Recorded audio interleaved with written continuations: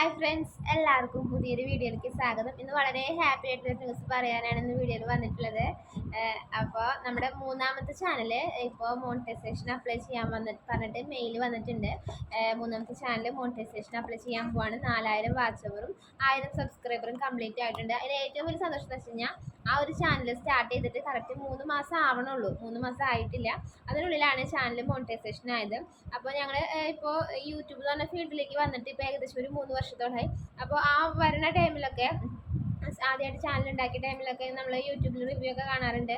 ഒരുപാട് പേര് 6 മാസത്തിനുള്ളിൽ ചാനൽ മോണിറ്റൈസേഷൻ ആക്കി, അല്ലെങ്കിൽ ഒരു വർഷത്തിനുള്ളിൽ, ഒരു 8 മാസത്തിനുള്ളിൽ, അല്ലെങ്കിൽ 4 മാസത്തിനുള്ളിലൊക്കെ ചാനൽ മോണിറ്റൈസേഷൻ ആക്കി എന്നൊക്കെ പറയുമ്പോൾ നമുക്ക് ആകെ വണ്ടറാണ് എങ്ങനെയാണ് അതൊക്കെ നടക്കും. അതൊക്കെ നടക്കണ കാര്യമില്ല. കാരണം നമ്മളത് ആദ്യമായിട്ട് ചാനൽ ഉണ്ടാക്കിയാൽ ഓരോ വീഡിയോസ് ഇട്ട് ഒരു വ്യൂസ് പോലും കയറില്ല എന്ന് പറഞ്ഞ് നമ്മൾ വിഷമിച്ച് കഷ്ടപ്പെട്ട് ഒരു വ്യൂസും 1 മണിക്കൂർ വാച്ച് അവർക്ക് കിട്ടാൻ വേണ്ടി കഷ്ടപ്പെടുന്ന സമയത്ത് നമ്മൾ റിവ്യൂ കാണുമ്പോൾ ഇത്രയും കുറഞ്ഞ സമയത്തിനുള്ള അവർ ചാനൽ മോണിറ്റൈസേഷൻ ആക്കി എന്നൊക്കെ പറയുമ്പോൾ നമ്മൾ വിചാരിക്കും അതൊക്കെ വെറുതെ പറയാനായിരിക്കും വിചാരിച്ചു.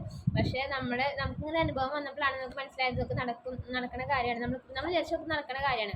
ഇതിപ്പോൾ എൻ്റെ മൂന്നാമത്തെ ചാനലാണ്. ആദ്യത്തെ ചാനൽ മോണിറ്റൈസേഷൻ ആക്കാൻ വേണ്ടി 1.25 വർഷം എടുത്തു കേട്ടോ.